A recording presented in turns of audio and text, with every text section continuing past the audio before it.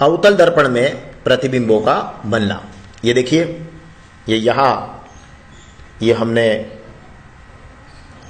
एक चिकना परावर्तक पृष्ठ इस तरह से दबा हुआ प्रदर्शित किया है। यह हमारे अवतल दर्पण के मुख्य परिच्छेद या अवतल दर्पण के सामने वाले भाग को प्रदर्शित कर रहा है।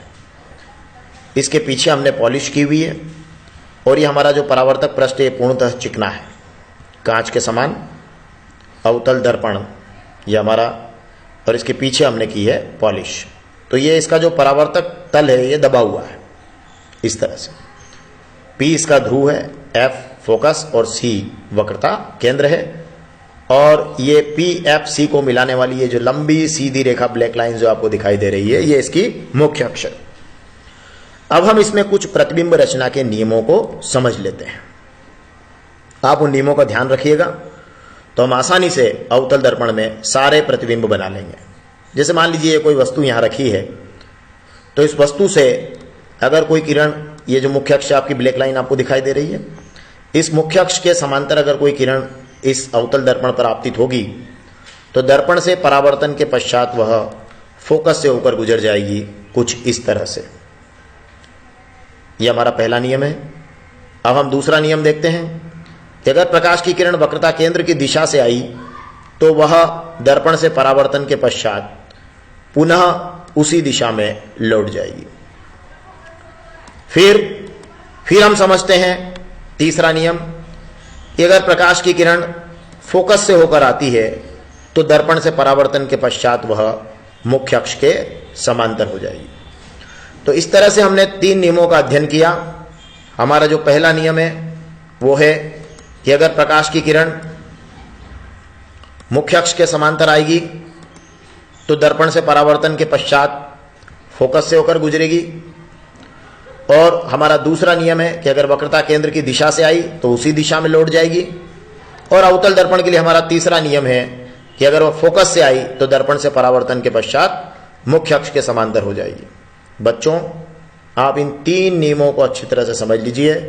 आप अवतल दर्पण में वस्तु को कहीं भी रखकर उसका प्रतिबिंब बनाइए। अगर आपको 3 नियम ये पता है तो आप बहुत अच्छे से प्रतिबिंब बना पाएंगे। प्रतिबिंब के लिए केवल 2 ही रेखाओं की जरूरत पड़ेगी। तो एक तो आप ये फिक्स कर लीजिएगा कि आप एक वस्तु से चलने वाली एक किरण मुख्य अक्ष के समांतर डालिएगा और उसे फोकस से निकाल दीजिएगा।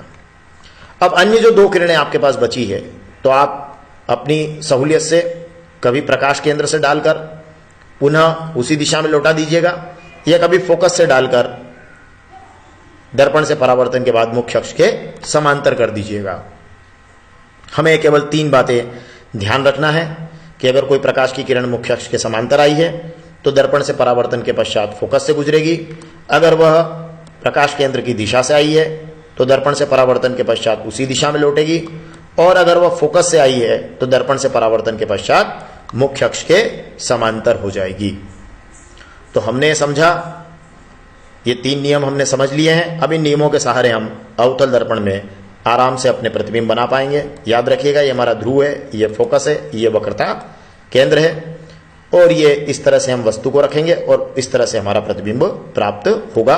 किन्हीं भी 2 किरणों की मदद से हम इसको प्राप्त कर लेंगे। आइए अवतल दर्पण में हमका बनना समझते हैं। देखिए, यदि कोई वस्तु मान लीजिए अनंत पर है, काफी दूर अनंत पर कोई वस्तु है, तो देखिए हमारे वो नियमों को ध्यान रखिए। मुख्य अक्ष के समांतर प्रकाश की किरण लाइएगा और दर्पण से परावर्तन के पश्चात फोकस से गुजार दीजिएगा। एक मुख्य अक्ष के समांतर किरण और नीचे की तरफ से ले आइएगा और दर्पण से परावर्तन के पश्चात फोकस से गुजार दीजिएगा। तो यह अवतल दर्पण में हमारा पहला प्रतिबिंब बनेगा कि वस्तु अगर अनंत पर है तो प्रतिबिंब फोकस पर ही यहां बन रहा है। देखिए आप, यहां प्रतिबिंब बन रहा है बिंदु आकार का, उल्टा और वास्तविक। तो ये मुख्य अक्ष के समांतर आपतित किरण दर्पण से परावर्तन के पश्चात फोकस से गुजरी, मुख्य अक्ष के समांतर आपतित किरण दर्पण से परावर्तन के पश्चात फोकस से गुजरी, और इन दोनों किरणों के मिलने से यहां न्यूनतम 2 किरणें मिल गई, हमारा काम हो जाएगा। तो 2 किरणों के मिलने से यहां ये हमारा प्रतिबिंब प्राप्त हुआ है। फोकस पर बिंदु आकार का, उल्टा और वास्तविक किरणों के मिलने से बना है, इसलिए वास्तविक है। अब हम वस्तु को आगे लाते हैं। इस जगह से अभिप्राय है कि हम अब अनंत और सी के बीच में ले आते हैं, मतलब अनंत और वक्रता केंद्र के बीच वस्तु को लाते हैं। देखिए आप, ये वस्तु को अनंत और वक्रता केंद्र के बीच में ले आए। अब देखिए क्या हुआ, वही आपको बताया हुआ है। एक प्रकाश की किरण कहां से डालना है? करेक्ट, मुख्य अक्ष के समांतर। तो ये आपने मुख्य अक्ष के समांतर डाल दी। अब आपको पता है ये फोकस से होकर जाएगी, ये फोकस से होकर चली गई। फिर अवेलेबल है आपके पास सी, तो एक प्रकाश की किरण सी की दिशा से डाल दीजिए, वो सी की दिशा में ही वापस लौट जाएगी इस तरह से।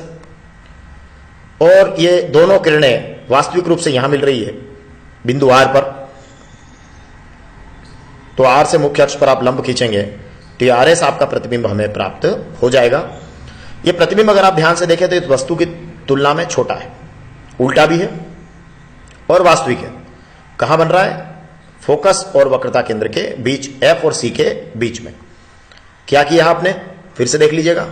एक प्रकाश की किरण मुख्य अक्ष के समांतर, दर्पण से परावर्तन के बाद फोकस से, एक वक्रता केंद्र की दिशा से, दर्पण से परावर्तन के पश्चात उसी दिशा में। यहां कोई विद्यार्थी यह भी सवाल उठा सकता है कि सर मेरा ऐसा मन कर रहा है कि मैं इसको फोकस से डालूं, तो आप फोकस डाल दीजिएगा। वो दर्पण से परावर्तन के बाद मुख्य अक्ष के समांतर हो जाएगी, तो प्रतिबिंब तो यहीं प्राप्त होगा। पर बच्चों, अगर हम दो रेखाओं से भी प्रतिबिंब अगर बनाते हैं तो उसमें कोई त्रुटि नहीं है, वो सही माना जाएगा। तो इसलिए बेहतर होगा कि आप कोई दो रेखाओं का चुनाव कर लीजिए, जिसमें एक तो आप फिक्स कर दीजिए कि मुख्य अक्ष के समांतर और फोकस से गुजारेंगे, और दूसरी आप जब फोकस से जाएंगे तो मुख्य अक्ष के समांतर हो जाएगी, या वक्रता केंद्र से जाएंगे तो उसी दिशा में लौट जाएगी। तो प्रतिबिंब तो वहीं बनना है जहां अभी बना है, सी और एफ के बीच में, उल्टा, वस्तु से छोटा और वास्तविक। चलिए और आगे बढ़ते हैं हम। अब हम क्या करेंगे? वस्तु को यहां रखते हैं, यहां वक्रता केंद्र पर। देखिए यह वस्तु हमने रखी वक्रता केंद्र पर। देखिए अब जो जिन नियमों का आपने अध्ययन किया बस वही चलने दीजिए। यस, पहले क्या करेंगे बताइए, बोलिए जरा। करेक्ट, मुख्य अक्ष के समांतर एक किरण, दर्पण से परावर्तन के पश्चात फोकस से चली गई। एक फोकस से दे दीजिए, दर्पण से परावर्तन के पश्चात मुख्य अक्ष के समांतर हो जाएगी। तो ये यहां मिल रही है जगह, और ये आपका जो प्रतिबिंब इस बार आर एस प्राप्त हो रहा है ये ए बी के बराबर है। तो ये वस्तु के आकार का उल्टा और वास्तविक, क्योंकि ये वास्तविक किरण ही है, वास्तविक किरणों के मिलने से ही बन रहा है। तो ये उल्टा और वास्तविक और वस्तु के आकार का प्रतिबिंब हमें प्राप्त हो जाएगा।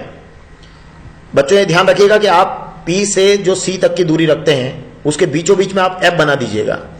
तो और स्केल की सहायता से जब आप इन किरणों को खींचेंगे तो ये कभी भी आपके प्रतिबिंब गलत स्थानों पर नहीं बनेंगे, ध्यान रखिएगा। एक तो ये है कि पीसी की जो दूरी है वो वक्रता त्रिज्या कहलाती है, और पीएफ जो है वो फोकस दूरी कहलाती है। तो फोकस दूरी बिल्कुल आप ये जो एफ बनाएंगे बीचों बीच में बनाइएगा, आपका सारा काम हो जाएगा। फिर प्रकाश की किरणों को मुख्य अक्ष से समांतर फोकस से, और फोकस से डाली तो मुख्य अक्ष के समांतर। तो ये आपका प्रतिबिंब वहीं वक्रता केंद्र का वक्रता केंद्र पर ही वस्तु के आकार का उल्टा तथा वास्तविक बन जाएगा।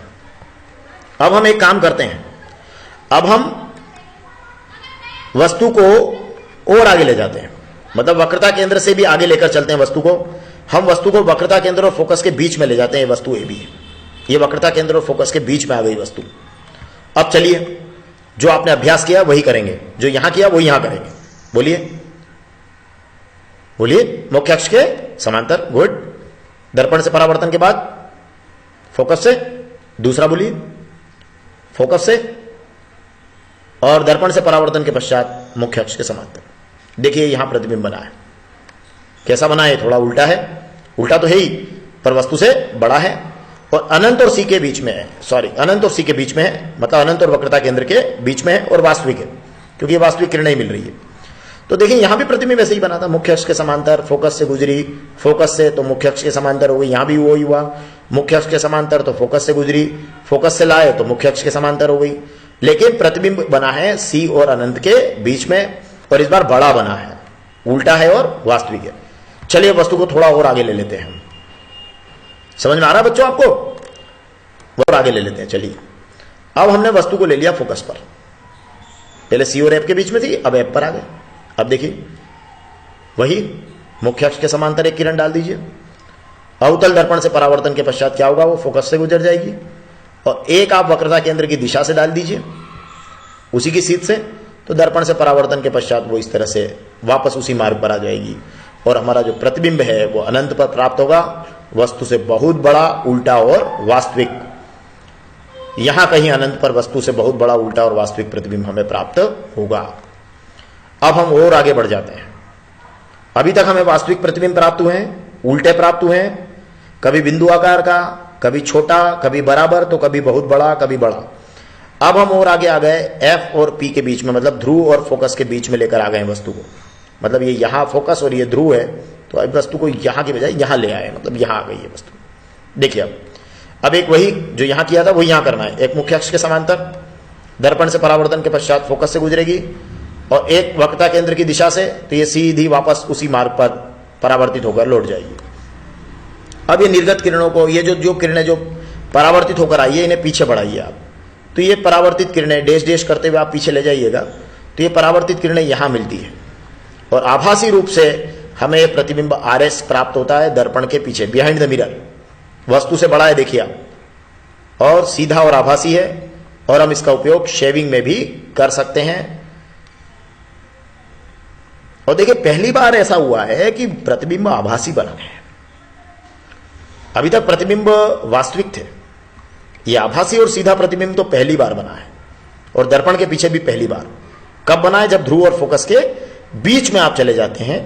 तो ये एक मुख्य अक्ष के समांतर प्रकाश की किरण आपतित की, तो दर्पण से परावर्तन के पश्चात फोकस से गुजर गई, और ये वक्रता केंद्र की दिशा से उसी दिशा में लौट गई, और ये आभासी रूप से इन किरणों को आप आगे बढ़ाते हैं, तो ये RS आपका प्रतिबिंब प्राप्त होता है, जो कि दर्पण के पीछे वस्तु से बड़ा, सीधा और आभासी है। तो इसका उपयोग हम शेविंग में भी कर सकते हैं। तो बच्चों, हमने बहुत बढ़िया जानकारी अभी प्राप्त की है। आप 3 नियमों को बहुत अच्छे से अगर आप समझ लेते हैं, और ये जो आप अवतल दर्पण है ये, और इसका जो फोकस है, और जो इसका वक्रता केंद्र है, इनकी दूरियां आप सही तरीके से अगर कर लेते हैं, मुख्य अक्ष बना लेते हैं, F को बीचों बीच रख लेते हैं P और C के बीच में, और उसके बाद स्केल की सहायता से आप उन 3 बातों को ध्यान रख लीजिएगा कि एक किरण आपको हमेशा सभी चित्रों में मुख्य अक्ष के समांतर डालकर फोकस से गुजार देना है। अब बची आपकी 2 किरणें।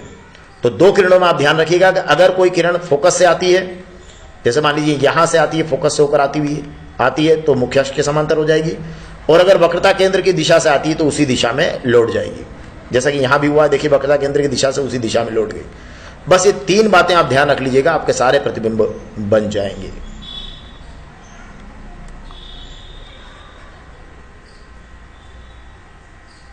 धन्यवाद।